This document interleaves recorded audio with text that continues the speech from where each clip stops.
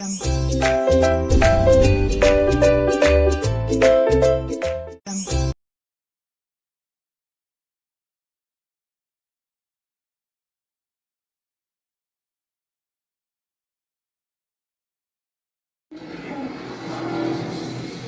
Cinema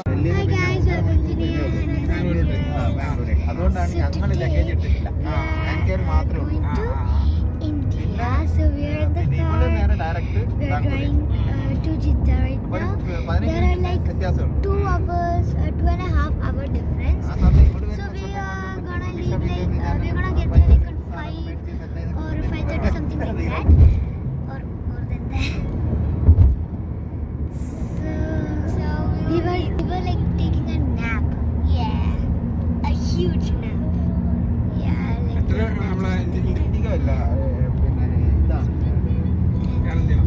പക്ഷേ flight വ്യത്യാസമുണ്ടോ? ഞാൻ വേറെ flight Actually, it's in a different flight. Me, Hanya, Abba is in a different flight.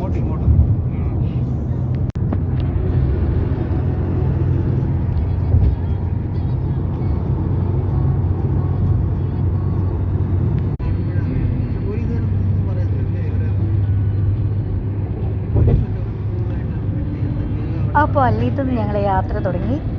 എയർപോർട്ടിലേക്കാണ്. എയർപോർട്ടിലേക്ക് എത്തുന്നതിന് മുമ്പ് കുറച്ച് നട്ട്സൊക്കെ മേടിക്കാനുണ്ട്. ഇത് അൺഎക്സ്പെക്റ്റഡ് ആയിട്ട് ഉള്ള ഒരു യാത്രയാട്ടോ. അൺഎക്സ്പെക്റ്റഡ് മീൻസ് അത്രയും അൺഎക്സ്പെക്റ്റഡ് അല്ല, പ്ലാനിങ് ഉണ്ടായിരുന്നു. പക്ഷേ എപ്പോഴാണ് ട്രാവൽ ചെയ്യേണ്ടതെന്ന് അറിയത്തില്ലായില്ല. സോ ഇതിപ്പം എൻ്റെ ഒരു ആവശ്യത്തിന് വേണ്ടി വെച്ചിട്ട് ഞങ്ങൾ ഫാമിലിയായിട്ട് പോവാണ്. ഈ നട്ട്സ് എല്ലാ പരിപാടിയെല്ലാം കഴിഞ്ഞതിന് ശേഷം ഫുഡെല്ലാം കഴിച്ച് വെച്ചിട്ട് വേണം പോകാൻ വേണ്ടിയിട്ട്.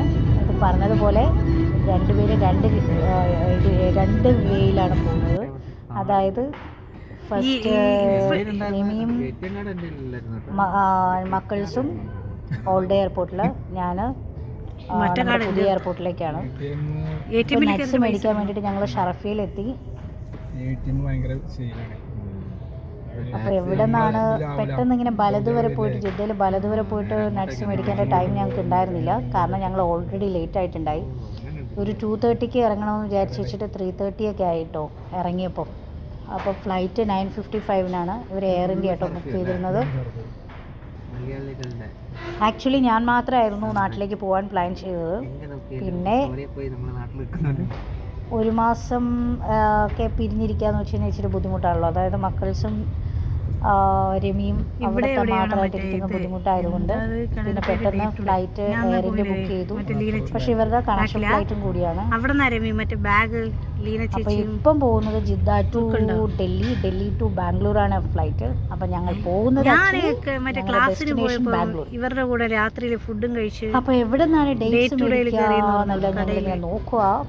അപ്പോൾ ഡ്രൈവറെ കാർ പാർക്കിങ്ങിനുള്ള നല്ലൊരു പറ്റിയ സ്ഥലം കണ്ടുപിടിക്കുക. ഇത് ഫോട്ടോ എടുത്ത് കളിക്കുന്നു. ഞാൻ കൂടെ എടുത്തു. നമ്മൾ ഫുഡ് കഴിക്കാൻ വേണ്ടി വെച്ചിട്ട് ഭീമാഴ ഹോട്ടലിൽ വന്നേക്കുവാണ്. ഇങ്ങോട്ട് വാ. ഇവിടെ നിൽക്കുമ്പോൾ ഞങ്ങളുടെ ഔട്ട്ഫിറ്റ് കാണുന്നത്. നീയുടെ ഔട്ട്ഫിറ്റ് നീ തന്നെ ചൂസ് ചെയ്തതാണ്. ഹനയുടെ ഔട്ട്ഫിറ്റ് ഹന ചൂസ് ചെയ്തതാണ്. ബാത്റൂമിൽ നിന്നൊരു വ്ളോഗോ ക്രേസി. ഞങ്ങൾ ഫുഡ് കഴിക്കാൻ വേണ്ടിയിട്ട് BMRലേക്കാണ് വന്നത്. BMRൽ ഈ ഇതിലേക്ക് ആരും തന്നെ ഉണ്ടായിരുന്നില്ല കേട്ടോ. അപ്പോൾ ഫുഡിന് ഓർഡർ കൊടുത്തിട്ട്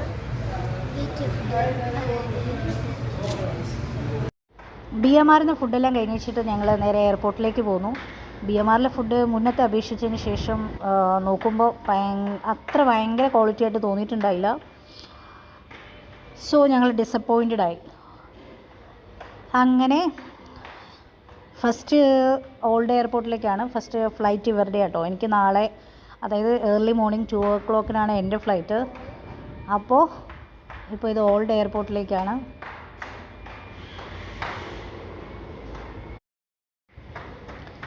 ഫുഡിനെ കുറിച്ച് ഞാൻ അങ്ങനെ പറയാൻ കാരണം എന്ന് വെച്ച് കഴിഞ്ഞാൽ നീക്ക് ഹനയ്ക്കും എപ്പോഴും ഇഷ്ടമെന്ന് വെച്ച് കഴിഞ്ഞാൽ പാൽ പൊറോട്ട ഇഷ്ടമുള്ള ആൾക്കാരാട്ടോ.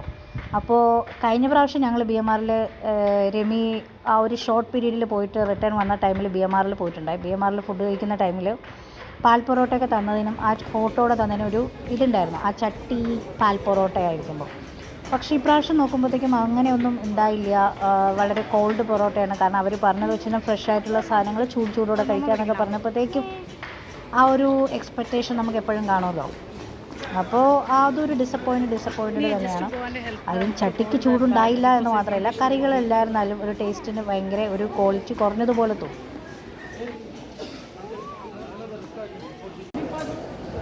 അങ്ങനെ ബക്കിൾസും രമ്യയും എമിഗ്രേഷൻ കൗണ്ടറിലേക്ക് പോയി. പിന്നെ നമുക്കവിടെ റോഡില്ലല്ലോ. അപ്പോൾ ഞാൻ എൻ്റെ ടാക്സി വെയിറ്റിംഗ് ആണ്. സോ വന്ന ആ സെയിം ടാക്സിയിൽ തന്നെ ഞാൻ എൻ്റെ എയർപോർട്ടിലേക്ക് പോകാൻ വേണ്ടിയിട്ട് റിട്ടേൺ ആയല്ലോ.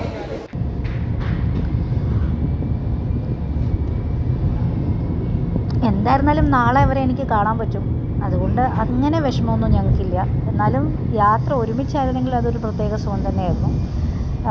അക്കോർഡിംഗ് ടു ദ ഫ്ലൈറ്റിനനുസരിച്ച് വെച്ചിട്ട് അവരായിരിക്കും എനിക്ക് മുന്നേ ഒരു 15 മിനിറ്റ്സ് ഏർലി മുന്നേ അവരെത്തും.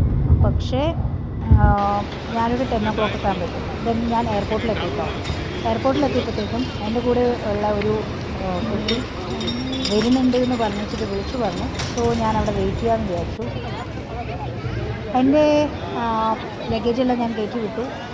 പക്ഷെ ഞാൻ ഇമിഗ്രേഷൻ കൗണ്ടറിലേക്ക് പോയില്ല. കാരണം ഞാൻ വന്നപ്പം തന്നെ ഏർലി ആയി, 10 o'clock ഒക്കെ കഴിഞ്ഞു. അപ്പോൾ എൻ്റെ കൂടെ ഉണ്ടെന്ന് പറഞ്ഞ കുട്ടിയില്ലേ, അവൾ ഇമിഗ്രേഷൻ കൗണ്ടറെല്ലാം കഴിഞ്ഞ് വെച്ചിട്ട് പോയി. ഞാൻ പോകാത്തതിന് കാരണമെന്ന് വെച്ച് കഴിഞ്ഞാൽ എനിക്ക് ആകെ 45 ഡേയ്സ് വിസ മാത്രമേ ഉള്ളൂ. അപ്പോൾ ഞാൻ വിചാരിച്ചു ഒരു 12 o'clock ഒക്കെ കഴിയുമ്പോഴത്തേക്കും ഒരു ദിവസം കൂടി കിട്ടുമല്ലോ എന്ന് വിചാരിച്ചു. So guys, അങ്ങനെയൊക്കെയാണോ?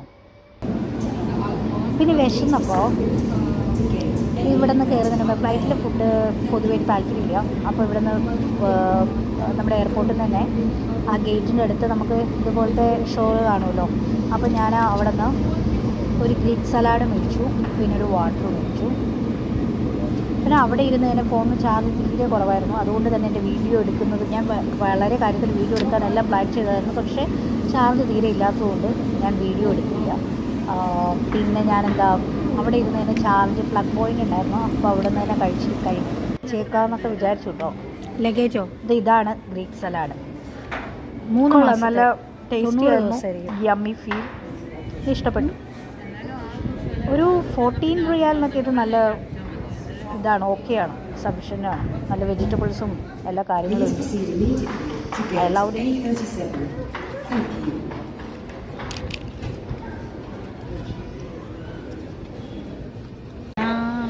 അപ്പോൾ ഗേറ്റ് ഓപ്പൺ ആയി, ഓരോരുത്തർ വരെ വിളിച്ചുകൊണ്ടിരിക്കുക.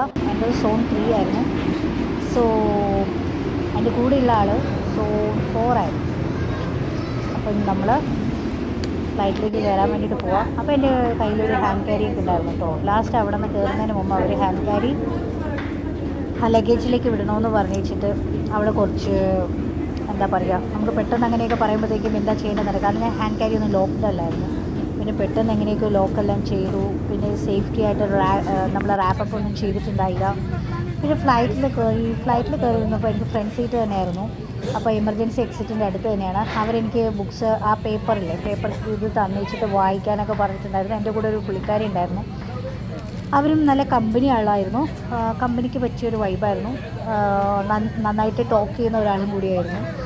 പിന്നെ എന്താ പറയുക, ഏതായാലും രാവിലെ ആകുമ്പോഴത്തേക്കും ബാംഗ്ലൂർ എത്തുമല്ലോ എന്നൊരു സന്തോഷം.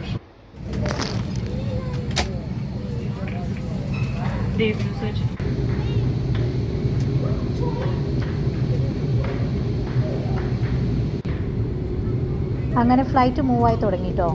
ആക്ച്വലി ഞങ്ങൾ പ്രതീക്ഷിച്ചതിനേക്കാളും 2 o'clock ഫ്ലൈറ്റ് എടുത്തത് തന്നെ 3 o'clock അങ്ങനെ ഇവിടെയും ഡിലേ ആയി.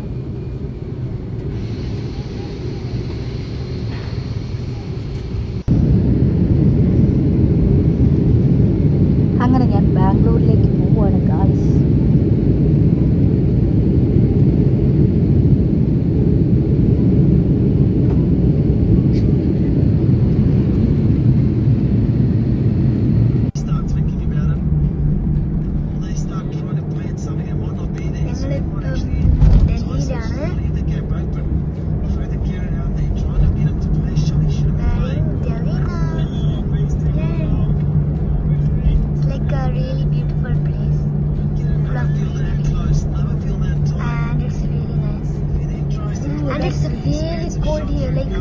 we're like wearing jackets now.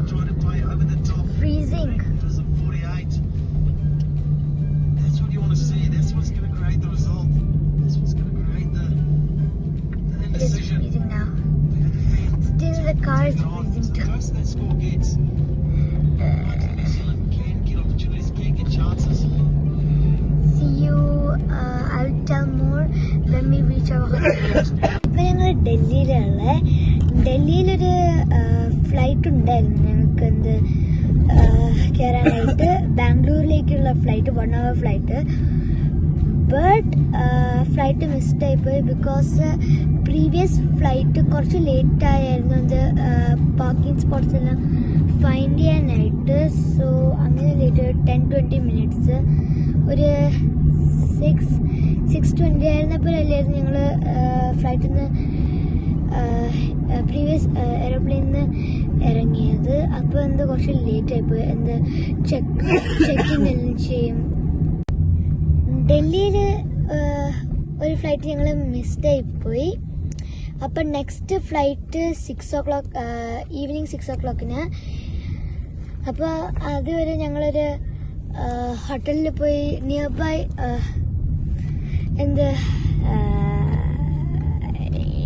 ഡൽഹിയിലൊരു flight ഞങ്ങൾ മിസ്ഡായിപ്പോയി.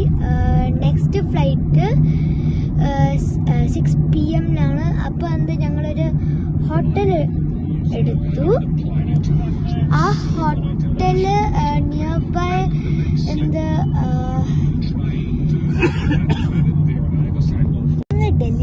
ഡൽഹിയിലൊരു ഫ്ലൈറ്റ് ഉണ്ടായിരുന്നു കയറാനായിട്ട്.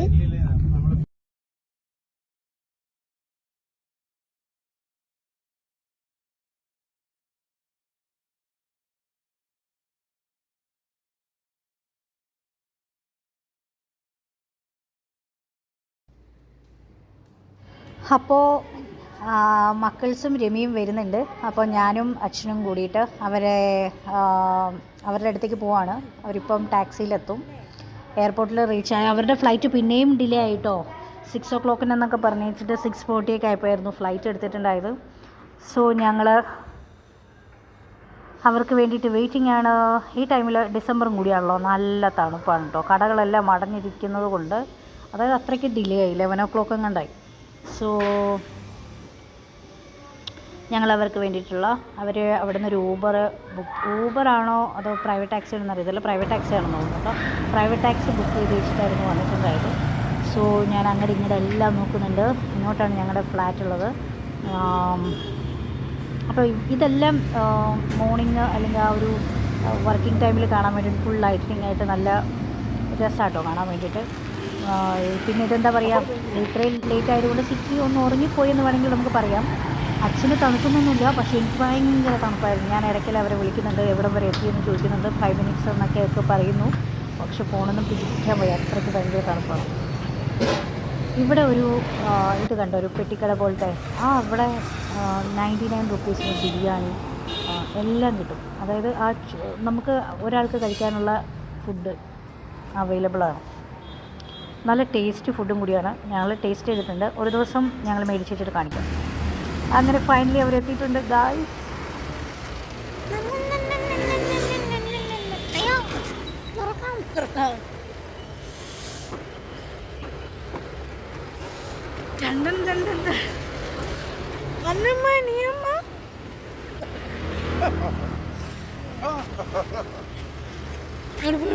അയ്യോ ടാബ് ടാബ് ടാബ്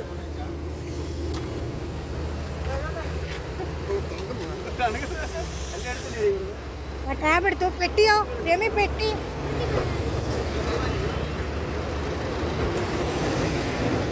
അങ്ങനെ എത്തിപ്പോയി. വീഡിയോ നടക്കുന്നുണ്ടോ? ഫ്ലൈറ്റിൻ്റെ ഉള്ളിൽ സാറില്ല, ഫ്ലൈറ്റിൻ്റെ ഉള്ളിൽ ഞാൻ വീഡിയോ എടുത്തു. ഇത് ഹന്നക്കൊട്ട ഇത് പിടിച്ചേ.